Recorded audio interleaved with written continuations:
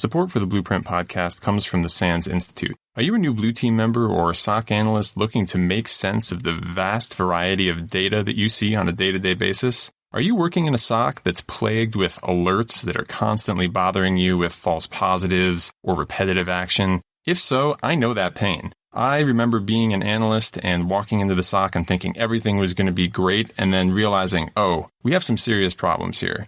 I've dealt with those problems over the course of my long career, and the results of what I've learned have been summarized in my brand new course, SEC 450 Blue Team Fundamentals. If you're a new SOC analyst looking to get a grapple on all of the network and host data that you interact with, improve your analysis technique, learn how to reverse engineer malicious file types that you commonly see in phishing or downloaded from the internet, or just get rid of those pain points from the average SOC, like repetitive actions, drowning in tickets, alert fatigue, SEC 450 is the class for you. Check this course out at sansurl.com/450. Hope to see you in class.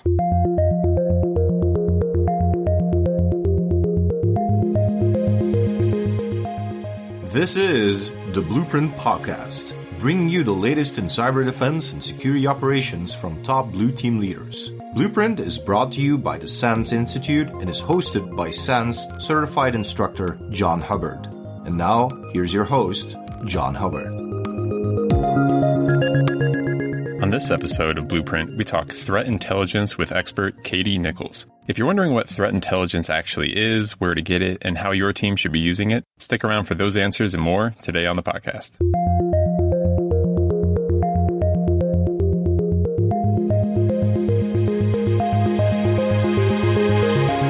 Welcome to the podcast, Katie. Thanks so much for having me. It's awesome to be here. Chat a little bit about all things blue defense and how that overlaps with threat intel. So good to be here.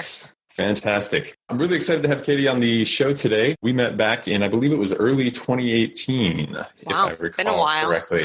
Something like that, yeah. Time moves fast, huh? Katie was a student in one of my courses, and ever since then, I think I've run into her nearly every single place I've been, conference-wise, DEF CONs and Black Hats and B-Sides and summits. And Katie's been all over taking the good word of threat intel, how to use it, how to understand what it is, and all of that sort of thing. All over the place, helping everyone understand what to expect from threat intel teams and getting the most use they can out of that sort of information. So I figured she'd be a perfect guest for this podcast. So really excited to pull some of that information out and see what we can look for from our threat intel teams and how we can use that information. To get us started off, Katie, can you give us a little bit of information on your background, where you came from, past jobs, what led you to the threat intel world?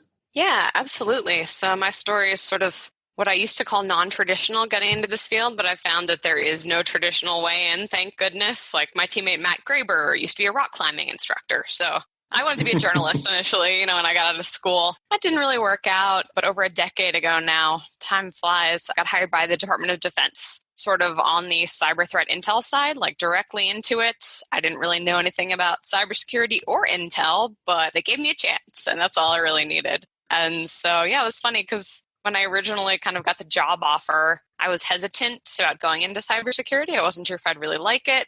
I enjoyed doing analysis and writings, which is why I wanted to do journalism, but I was a little hesitant and I don't know if I want to dive into lines of code. That didn't sound interesting. But pretty early on when I got the job, because I needed a job, I found that it was really fascinating. I enjoyed tracking adversaries. What are those human fingerprints of what we see adversaries doing in networks, looking for clusters? How do we combine the information we see in different places? So kind of piqued my interest early on. And so from there, it was DoD civilian, then did a few different defense contractors, Mantech, Raytheon. Most of my time was actually in security operations centers, right directly in SOCs. So sometimes I was more on the defense side, sometimes a little more on the intel side. But it was kind of fun because it let me see kind of how complementary intel is with doing defense and SOC work.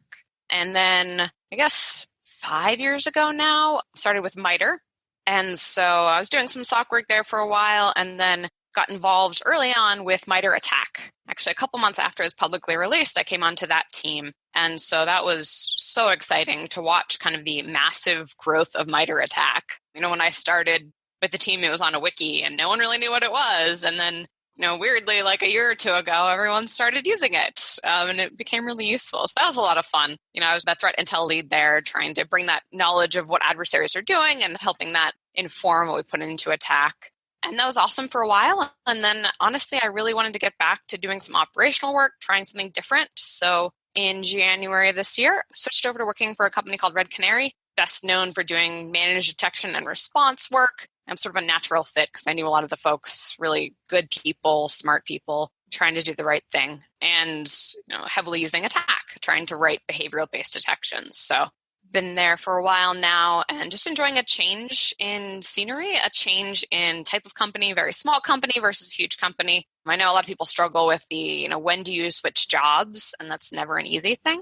But for me, I was just looking for a change of environments, changing things up. And it's been great because I've had a different perspective working for like a large defense contractor. And, maintaining attack is very different than having to apply it. And it's been sort of a good learning experience for me on the nuances and feeding back to the team, hey, have you thought about this? Because, previously when I was working on attack, like something made sense to me. Now as a practitioner or user of it, not so much. So yeah, that's a little bit of my background, kind of across both the intel and defense worlds, mostly in DoD, government world, and now in the private sector for a vendor. So fantastic. Yeah, a lot of range there.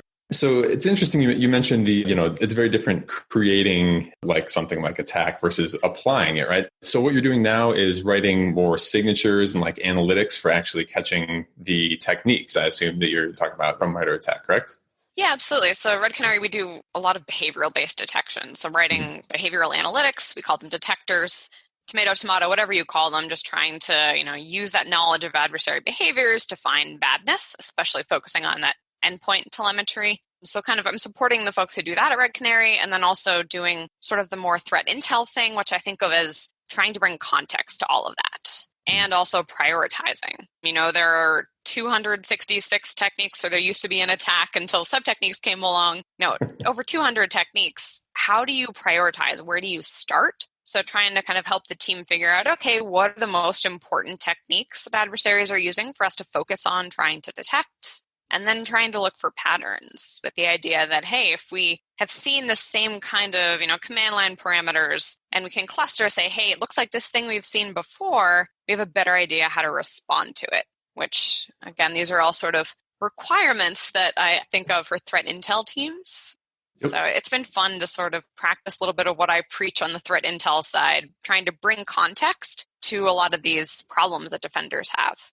Yeah, very cool. So yeah, that was one of the things I was going to ask you about is, as someone who may have just started a job on a blue team or, a first time like SOC that just kind of formed at a new, smaller organization, threat intelligence, like what type of product should they be looking, maybe not product is the right word, but what specific type of information should they be looking for? I mean, obviously like the tactics and techniques and such in MITRE ATT&CK is one thing, but what type of stuff should they be gathering just to kind of get off the ground and orient to the space of what they should be doing?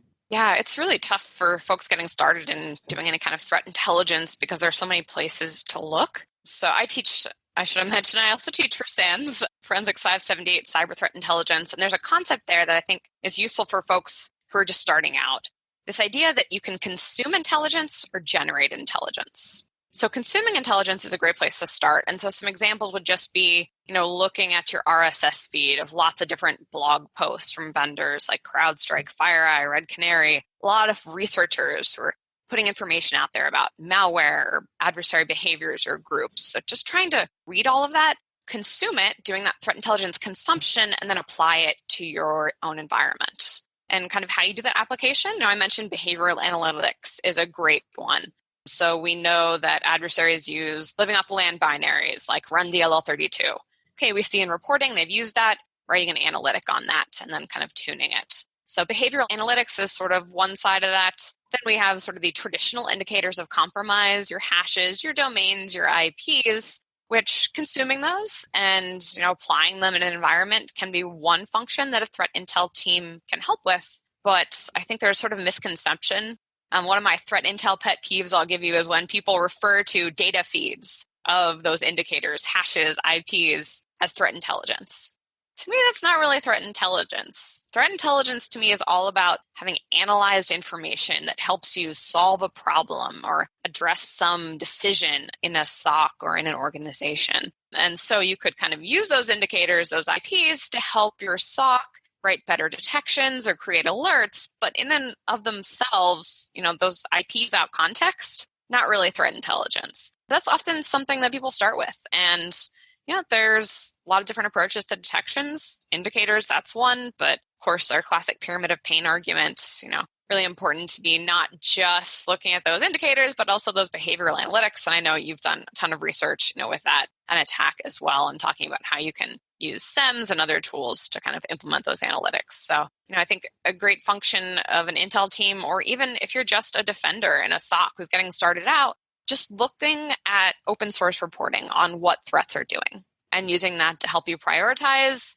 Is this something that, it's just a proof of concept that a red teamer has done? Or is this something that I read this latest blog and this is something real adversaries are using every day? So it can be tough to get started, but just being curious, I think that's one way to get started in threat intel. And I've seen a lot of the best threat intel analysts honestly come out of SOCs or people who are sysadmins, who are just looking at logs and they see something, and rather than just kind of passing it along, oh yeah, this looks bad, we should, reimage the machine, they get curious and they do a little research on virus total, or do some, hunting in the rest of the environment and say, is there anything else we've seen like this? So, just getting curious and thinking about what the context is behind what you're seeing. And is it, a threat? Is it a red team? What might be happening in a bigger picture?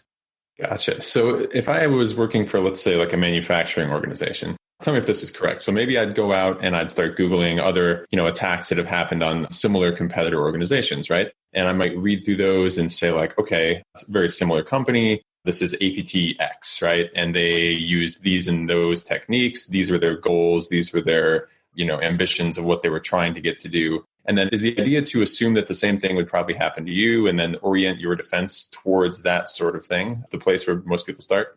Yeah, absolutely. And you've just described something that I would call threat modeling. So threat modeling is something that often misunderstood. The idea comes from sort of software engineering that you have to protect your code, write code securely. But in Forensics 578, we talk about threat modeling. We have an exercise that basically has you match up your organization. What are the things you care about? Is it server downtime? Is it people stealing your intellectual property? Matching that up with the threats that might affect you. So kind of what you just talked about, okay, maybe we're a manufacturing company. We look at, reports that on adversaries that have affected other manufacturing companies. So you're really trying to marry up adversaries with your organization, and kind of doing that lineup is what I'd call threat modeling. And I actually have a presentation that folks can check out from ShmooCon where I talk about sort of a practical approach to this. There's this idea, I think, a misconception among a lot of people that threat modeling is this massive process that can take months or years. And it could, if you try to line up, every piece of code, every asset you have in your organization, what are all the possible threats that could affect them? Yeah, that's a ton. And that could be a years-long process. But you can kind of get started with sort of what you described. Like, hey, I'm a manufacturing company.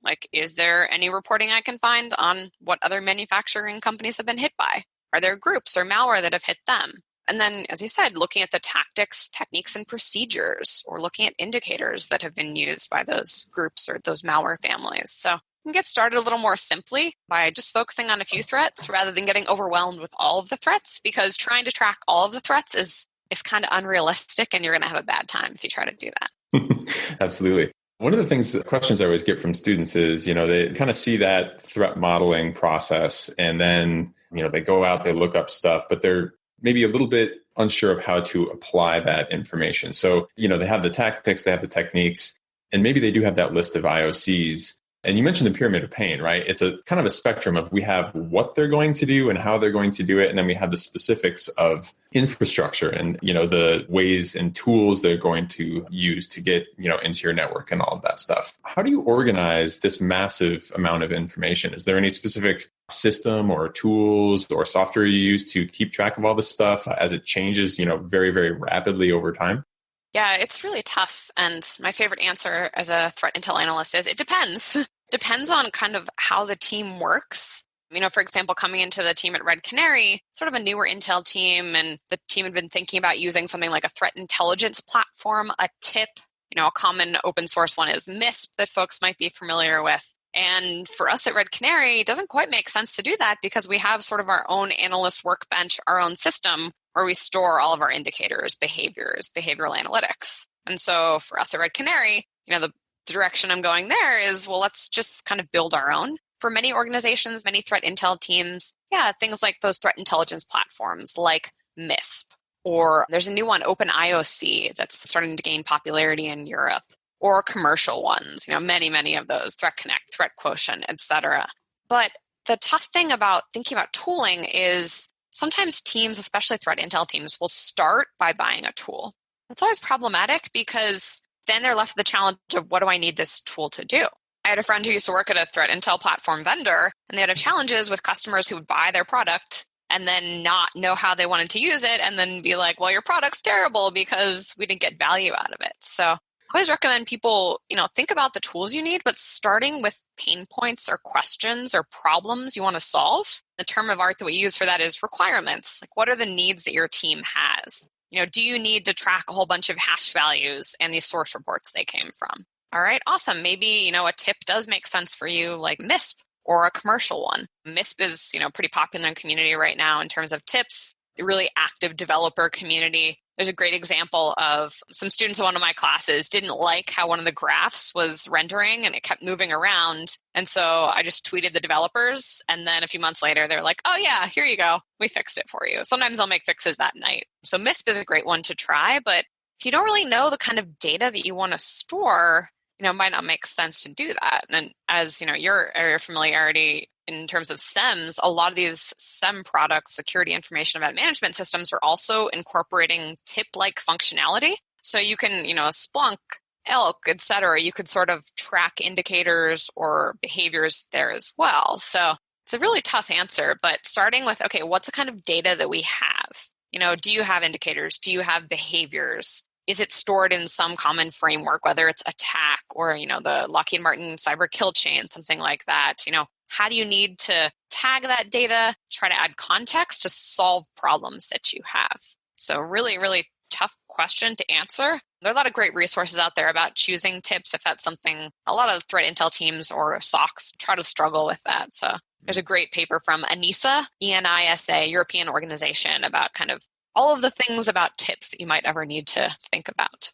Fantastic. Yeah. So that was one of the things I definitely wanted to touch on. When I teach, 450, the Blue Team Fundamentals course, we have a tip in there in one of the labs. And that's one of the things I often have students say, oh, we don't have a dedicated tip. Like, what should I be putting in this? And so if you were to put yourself in a SOC analyst, seat, right? And have a perfect threat intelligence team. Let's say an alert goes off that says threat indicator match, someone went to such and such domain.com and it's known to be bad. You go to the threat intel platform or whatever is doing that function for you. What type of things should you see ideally in that kind of a situation? Yeah, great question. And to me, it's all about context because, as a defender, you get baddomain.com. How's this been used in the past? What should I be doing? What do I need to know to try to action that? So thinking from a behavioral perspective, how has this domain been used in the past? Is it, maybe what phase of the kill chain? Is this part of an adversary's source email address? Or is it a command and control domain? Okay, so maybe kill chain phase if you're using a framework. If not, just some kind of context. How has this domain been used? What it's been associated with before? Is there a specific malware sample that it's commonly associated with? Realizing that, malware can share domains. It might change ownership. Same thing with groups. We talk about these different threat groups. Sometimes a domain might be used by one group 1 month and maybe it's not used again or another group might pick it up later. But thinking through like the different context, how is this indicator or how has this piece of information been seen before? You can have a link to a full text report. So baddomain.com. Awesome. It was seen in this blog post from this team, 6 months ago. Let me read through that. And other context you can bring on maybe how do you respond if you see that? Should I pull certain log types? Should I be, re-imaging machine? Other things to look for that might happen along with it. If you see this domain, make sure to look for connections to these other 3 domains. And then on the endpoint, it's likely that the binary was executed by run DLL32. So make sure you look for that. So basically anything that would help a defender respond better, more quickly, like do a better job of eradicating, remediating, anything that would inform that decision. And it's a tough job to do defense and cleanup of whatever you see, but anything that would inform that decision about how they operate on the network. We'll be back after a quick break. If you're enjoying this episode, then you're undoubtedly interested in building the strongest security operations team that you can. For those who want to go even deeper, did you know that SANS has not one, but 2 courses that cover security operations centers as well? For the leaders, managers, and directors out there, my co-author Mark Orlando and I offer 551, Building and Leading Security Operations Centers. This course covers building your team, your physical and virtual workspace, getting the right data into your tools, and then focusing on security priorities through everyday execution of important security tasks and building the best SOC team possible. For the technical practitioners out there, my course Sec 450, Blue Team Fundamentals, Security Operations and Analysis is designed to cover everything you need to jump in being the best SOC analyst that you can be. We cover important data types, SOC tools, security logs, malware, analysis technique, automation, and much, much more. In addition, if you want to prove you can deliver the best on any security team, both courses have an accompanying certification available from GIAC. That's the GSOM for 551 and the GSOC for 450. Check out both courses and free demos available on the SANS website. You can get registered today for an in-person course at one of our many events, or go to On Demand and take either class anywhere at your own pace. Thanks for listening. Yeah, that's one of the problems I see most commonly is students will say, oh yeah, we get all these alerts for there's a bad domain, and then the trail ends there, right? Our vendor said it was bad. We don't know why it was bad. We don't know when it was bad. And they don't maybe have a threat intel team to do that research themselves. What do you recommend for organizations that maybe don't have enough people that, they may be reduced to purchasing lists of bad domains and other things like that, but they can't have dedicated, people tearing apart all this information? Like, where else could maybe you source that like really high quality information of that nature if you're just like a 1 or 2 person kind of operation? Yeah, it's really tough. But the good news is that there are a lot of open sources. So we kind of divide the CTI world in terms of closed commercial sources. You can pay a vendor who gives you curated threat intelligence. Often that's not really realistic for newer teams, smaller teams with smaller budgets. In terms of open source, there are tons of different sources. We talk about a lot of them in Forensics 578. VirusTotal. That's a great one that even the free VirusTotal option, just running a hash through, seeing, okay, what AV vendors they detected as a certain thing that looks like a name other than, you see downloader dropper. Is there something that looks like a family, like Maze or different malware families? Okay, go research what that is. VirusTotal is a great source. There are a lot of other sources that are free for different domain information, like RiskIQ, Passive Total. They have a free community subscription that you can just go and create a free account, query, hey, what have we seen in terms of domain resolutions for certain IPs? What TLS certificates has it used before? There are a lot of repos of reporting. Of course, Google is everyone's best friend. Fancy Googling to kind of throw shade at our OSINT friends, but Googling helps a lot. Just like searching through a lot of different repos of these blog posts that researchers put out there. There are sources, sites like ThreatMiner and ThreatCrowd, where you can search an indicator and see are there reports that have been associated with it. And there's a great GitHub repo. There are a few different GitHub repos called Awesome that bring together lists of things. So there's Awesome Threat Intelligence that brings together a whole bunch of open source resources for threat intelligence. So, the way to leverage that, as I said, kind of just get curious. If you see an alert on something, domain, maybe there's no built-in context, or you don't have a vendor, but try Googling it, try looking it up in RiskIQ, try seeing, is there anything in VirusTotal that's called out to that domain? Some really simple things, and just trying to build out that context yourself. And, in doing that, it's a great way for people to learn about new things that they haven't seen before. That makes you a better defender. Every time you look at a malware family you haven't seen, you learn a few different behaviors, things to look for, log sources maybe you're not familiar with. So it's a great way to learn. Absolutely. One of the other things that I often hear from maybe threat intel team members or even SOC members themselves is, how do I get information back to the threat intelligence team? That's one of the things I always like to talk about is it's not a one-way street from the threat intel team into the SOC, right? We have to give information back to the threat intel team. So when the SOC is done doing incident response or whatever it is they're doing, what should they be doing to make sure that threat intel can then take that information and run with it and continue to extract useful info? Is there a specific format or tool or method or anything like that you can recommend? Yeah, that's a really great question because it definitely needs to be a two-way street. Threat intelligence teams are supposed to be helping often the defenders or their executives make decisions. And so without kind of hearing back from defenders what they're seeing or their problems, threat intel isn't really effective. So the advice I would have is, of course, it depends on what organization, what tools they're using.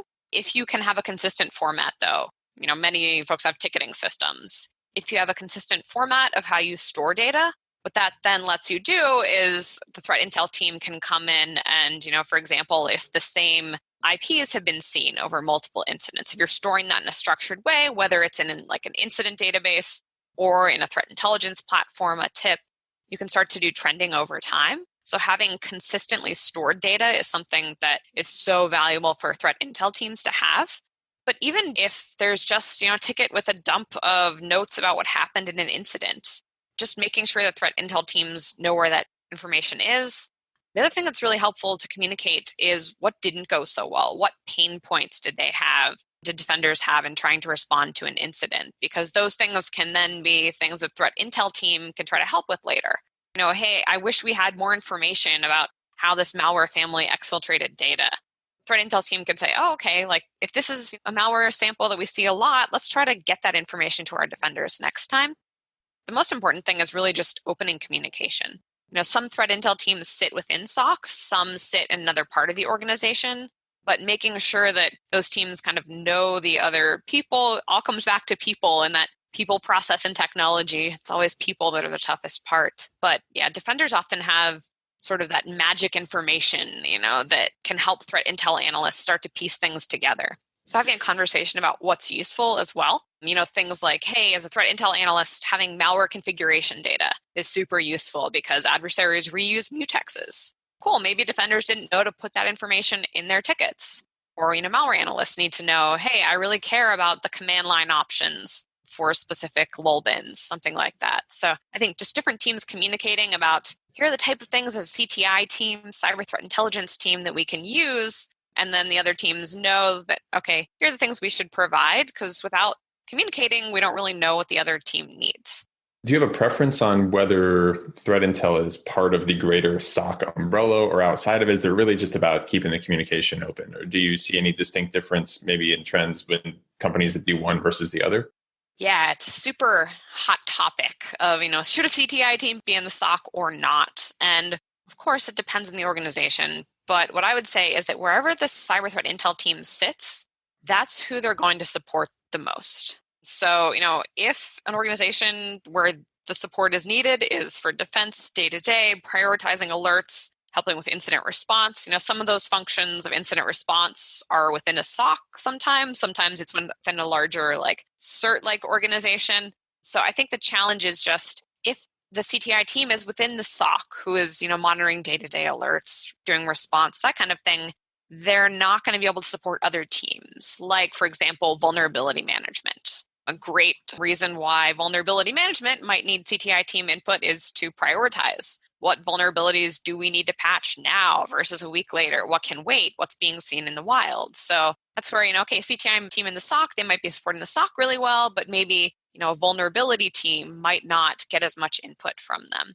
I think a good general rule of thumb is that sort of whatever the umbrella cybersecurity organization is, sometimes led by a CISO, like having the threat intel team as a peer to SOC incident response, malware analysts, however that's broken out. Having them as a peer is good, but challenge of having them in a completely separate part of the organization is, again, without sharing, that threat intel team doesn't know what's being seen on the network or have access to the logs, that data. There's not a whole lot they can do to support or try to, find patterns in that data. So it's a very contentious issue, but in general, there's a cybersecurity umbrella organization. It's having them report up to someone like a CISO. That's a decent place for a CTI team. Yeah, that's one of the conversations I always have in courses as well. And my usual way to explain that is there is no right answer. It's just each answer kind of optimizes for a different thing.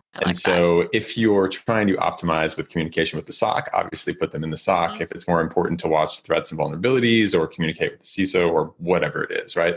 That is where the it depends comes in, right? Is whatever is most important, right? That's what kind of guides you in that direction. Everyone hates the it depends answer, but it's very But it forces you to think about what you're trying to do, which is why I like the it depends answer, and it forces you to answer that question about why do we want a CTI team at all? Because, it's not the cheapest thing to bring together all these analysts who are going to hunt through data and, bring context. And, it's a tough skill set sometimes to develop over many years. So, justifying why you need that team, I think it's a good thing for people to think about what do we want them to do? What value do we want them to add before just tacking it in there?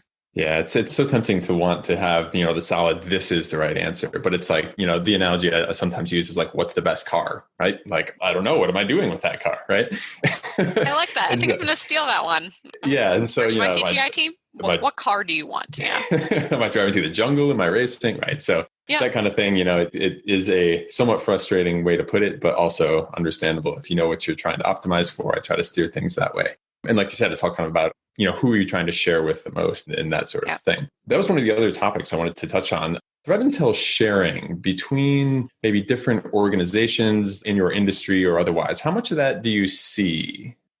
Yeah, information sharing is interesting because that's often a function of CTI teams. Sometimes defenders, SOC analysts will do that, but I've seen in many orgs, it is CTI teams who do that. And I see quite a bit. And the challenge is sort of which is most and least successful. I kind of bin information sharing into two key buckets of the formal and the informal. And formal, we're talking about things like ISACs, information sharing and analysis centers. So you gave the example of like a manufacturing company. There are a bunch of different ISACs around critical infrastructure. Like there's a financial services ISAC, FS ISAC, that's really well known and very mature. And I've heard good things from those members about a lot of value they've gotten with sharing with similar organizations. So on the formal side, there's value there because it kind of forces you into a structure that keeps you accountable a little bit. You have regular check-ins. There's another interesting one called Cyber Threat Alliance that has a bunch of different vendors who do early sharing. So before, for example, they're going to publish a blog post about a new vulnerability, they share it out with members so everyone can kind of put protections in place. So CTA, Cyber Threat Alliance, is one that formally does a lot of good sharing. The ISAC communities are another example of that formal sharing. Of course, a lot of government-based ones, whether it's in the US CERT, DHS, whatever they're called now, CISA, I guess. It's good to have formal sharing, but what I've found actually is that the more successful and more frequent sharing happens on an informal basis. So people that you know from social media, from conferences that you meet, from a SANS class, from training, wherever you meet these folks who are doing similar work, just people stand up Slacks very commonly or email distro lists that often you have to kind of get a vouch for. Hey, like I know John Hubbard, he's a good dude, we can trust him, like bring him into the circle of trust. And then once there's sort of that circle of trust, people often share a little more openly. And that's where things, like traffic light protocol come in, sharing, hey, this is TLP Amber. So just share it with, partner organizations, not publicly within your own organization. So having those trust groups, though, is incredibly valuable. And that's where I see a lot of the sharing actually happening, which is great because analysts can kind of quickly say, hey, we're seeing this campaign. Oh, we're seeing something similar. Let's, share out. And you see this all the time with any major incident that kind of breaks in the news. But it's also tough because it's informal, and it's very easy to not check in with those groups or, not be accountable for that. And anything that's trust and human-based, like also tougher for maybe folks newer to the industry who could provide a lot of value if they don't know people yet. How do they get brought into those? So it's a little problematic, but I think that ultimately, information sharing, I think it's working a lot of the time. And a lot of these formal groups are trying to do better with figuring out how to incentivize sharing. I think that's the toughest thing is what incentives do I have? There are often formal or informal sharing mechanisms, lurkers, that I just sit there and I just take everything from others and I never share out because what incentive do I have to do that? So that's some things that a lot of these sharing groups are struggling with. How do you incentivize people to share? But most of the analysts that I work with in this community realize that, even if they're competitor vendors, people who compete for business, we're all really in it together. And so folks I know predominantly, and I think they make up most of this community, are willing to share and say, hey, you saw that malware, I saw that malware, let's share, let's figure this out together because ultimately we help each other. A rising tide raises all ships. So I've seen a lot of success in information sharing. There are always challenges, but I'm hopeful that in the coming years, people will start to encounter and tackle more of those challenges. Yeah, that's one of the other things I'm always trying to preach as well. Like sharing is caring, people, right? Like Yep. we need to get this out, this information out. There's partner organizations that could really use, maybe the attack that you saw first and they're about to receive, but you haven't figured out how to get that information to them. And so getting people into those threat intel platforms is one of the ways I like to tell people, like, if you have a tip, which it unfortunately seems like many organizations don't, that's one of the first steps you can take to getting into that kind of sharing. So is there anything else, like for new organizations, how do you suggest, other than the informal stuff, what are the mechanisms specifically that you can use to maybe get a tip and like connect to other organizations? I know there's like Sticks and Taxi and all that sort of stuff to help format. Is that the right way to like get into this, is maybe start putting your indicators in something like MISP and then finding organizations to pair with and share those indicators with? Yeah, so I'd probably flip that around and try to figure out who you want to share with first, and then decide the format. And I say that just because some ISACs, like I mentioned, they use a specific tip to share. And it sort of depends on, even regionally, some tips are more popular in Europe than, the US, other places in the world. So trying to figure out, okay, who do I want to share with? And what type of information do I want to share? I would do that first and then kind of decide, is it a shared commercial tip that we use? Is it MISP? MISP is actually awesome for sharing because you can define kind of your own team and then the broader community. So it makes it very easy to say, hey, this information, about like a victim email address, this is sensitive, only shareable with my team, versus that, the role-based privilege. Okay, the whole community can see this. That same functionality is available in commercial tips as well. So always thinking though about why do you want to use a tool, that same theme. So thinking about who do you want to share with first. And so, a good place to start is if you are in a critical infrastructure sector looking at something like an ISAC. Or there's also a sharing group called ISAO, Information Sharing and Analysis Organization, that if you're not in a critical infrastructure sector, that might be something to look at. Or FBI InfraGuard is another one. They have chapters around the United States. So thinking about, okay, maybe how can I start interacting with people I might want to share with, then talking to them about what tools do they use. Sticks and Taxi, sort of that structured language and transport mechanism for cyber threat intelligence, can be really valuable. There's been, challenges with Sticks over the years, summarized as there are a lot of ways that you can express things in Sticks, which is tough because it's supposed to be a standard. So that's one of the challenges of Sticks. But again, if you meet and talk to the organizations you want to share with, then whether you're using a tip or, often they use Sticks on the back end of those tips, saying, okay, here are the, fields and sticks that we want to use to share. Great, we're all on the same page, and you can get a lot of value. But always starting with the who do we want to share with, what are the requirements for sharing, and then moving to the tooling next would be my recommendation. Yeah, that's one of the funny sayings I always think of when we talk standards is the funny thing about standards is there's so many to choose from. Yeah, there's a good XKCD comic about that. Like, we need a new standard. So that's always tough. So we've been through a ton of stuff here, and I feel like we could talk about this all day. Unfortunately, we don't have infinite time. Is there anything else that you would want to share for people in a SOC, starting a new one or otherwise, that we haven't touched on thus far? Not that I can think of. I would just emphasize that SOC analysts, defenders make great cyber threat intelligence analysts. So I would just tell everyone that you don't have to be a named cyber threat analyst to do that kind of work. That if you're curious about what you're seeing, what alerts, what you're seeing in logs, you're trying to bring context to that, figuring out what threats are there so you can help prioritize, you're doing cyber threat intelligence. So I just encourage, have an attitude of curiosity and get out there and learn and try to use that information to better protect your organizations.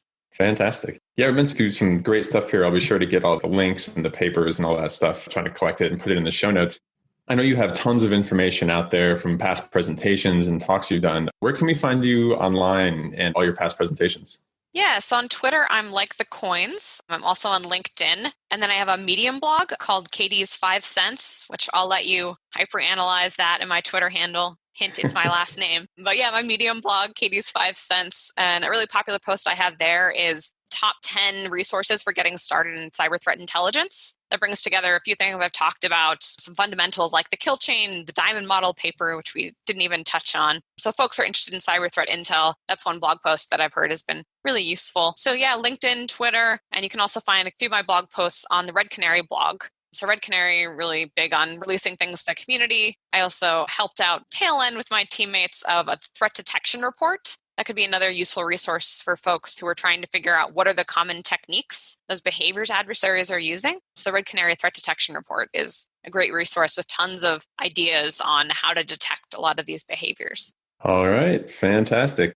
Well, with that, I think we've got tons of awesome resources here. Everyone go check out Katie's blog, LinkedIn, all past information, that top 10 post. I have read that in the past. Outstanding place to start if you're just getting started in threat intel. So hopefully we led you down the right path here. I think we got some great tips we hit on in the last half an hour. So with that, thank you very much, Katie Nichols, for joining us on Blueprint. Thanks so much for having me. Great to be here. Hey Blue Teamers, I hope you enjoyed today's episode of Blueprint. If you've got a second and want to help support the podcast, please subscribe and leave us a review on Apple Podcasts. It would be really, really meaningful to us. And if you have any ideas or suggestions, I would love to hear them. Your reviews are going to be one of the best ways to help others find this podcast, so anything you could do would be a big help. As always, thank you for listening. You can connect to me on social at SecHub, SecHubb on Twitter or on LinkedIn. So until next time, thank you for listening to the Blueprint Podcast.